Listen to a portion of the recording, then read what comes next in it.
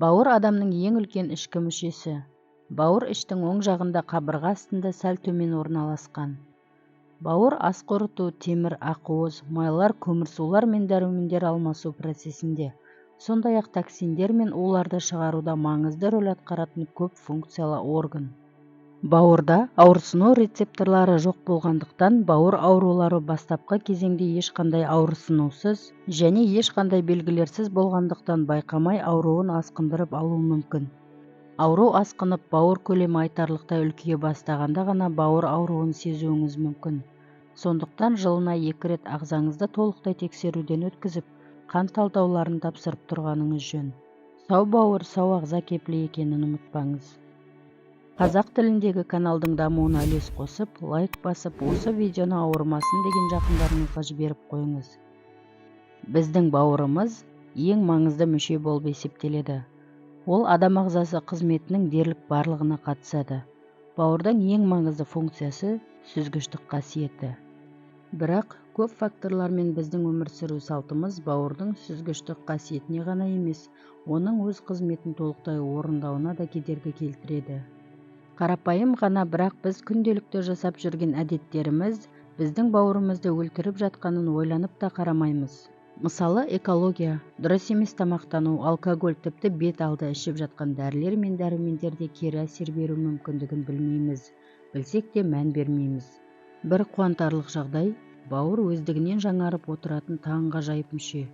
Егер бауырдың 25% ғана қалса да, бауыр өздігінен қалыпқа келіп, жаңарып, өз қызметін толықтай атқара алады. Егер де бауырда қандай да бір өзгерістер, қауіпті асқынулар пайда болса, осы төмендегі белгілердің болуы мүмкін. Егер сізде осы белгілердің кейбіреуі кездесетін болса, толықтай тексеруден өтіп, денсаулығыңызды күтуіңізді сұраймыз. Бірінші, шаршағыштық. Бауырда өзгерістер болғанда адам өте шаршағыш болып келеді. Адам әлсіреп, жұмысқа деген құштарлықтың болмауы мүмкін. Апатия, көңіл күйдің тез бұзылуы, есте сақтаудың нашарлауы, ұйқы бұзылуы.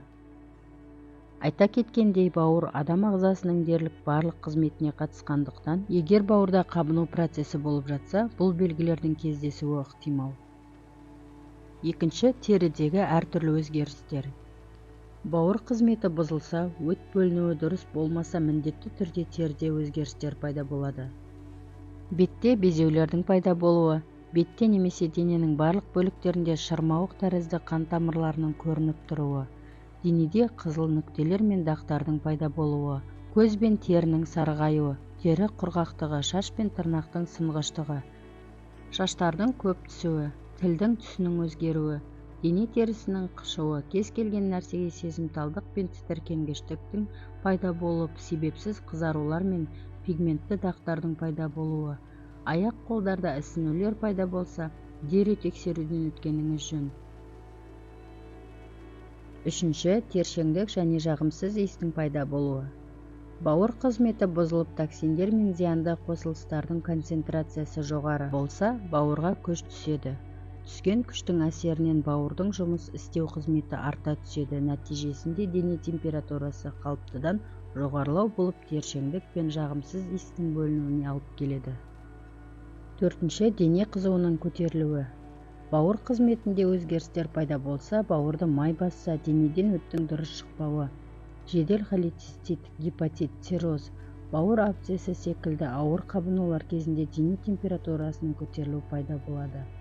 Бесінші, ауыздағы жағымсыз иіс. Бауыр өз қызметін дұрыс атқармаса, ас қорыту мен оның шығарылуында айтарлықтай өзгерістер пайда болады. Бауыр өз қызметін дұрыс атқармағандықтан, бауырға өте үлкен күш түседі. Нәтижесінде ас қорыту жүйесіндегі өзгерістерден, шырыштардың дұрыс бөлінбеуінен, ауыз қуысындағы жағымсыз иістің пайда болуына алып келеді. Алтыншы, іштің ісінуі. Бауыр өз қызметін дұрыс атқармаса, іште ісінулер пайда болады. Ол іште артық судың жиналуынан, немесе бауыр көлемінің ұлғаюынан болуы мүмкін. Бауыр ұлғайғанда ішті сырттан қарағанда оң жақ қабырға астында іш ұлғаюы, сол жаққа қарағанда көлемі үлкендеу болып келеді. Бауыр орналасқан жерде пальпация жасау арқылы бауыр көлемінің ұлғайғанын анықтауға болады. Бауыр адам денсаулығын сақтаудағы ең маңызды мүше екенін ұмытпай, оған күш түсірмей, салауатты өмір салтын сақтайық. Қарапайым ғана зиянды әдеттерден бас тарту сізді үлкен проблемалардан құтқаруы мүмкін. Дұрыс тамақтану мен таза ауада күнделікті серуендеуді әдетке айналдырыңыз.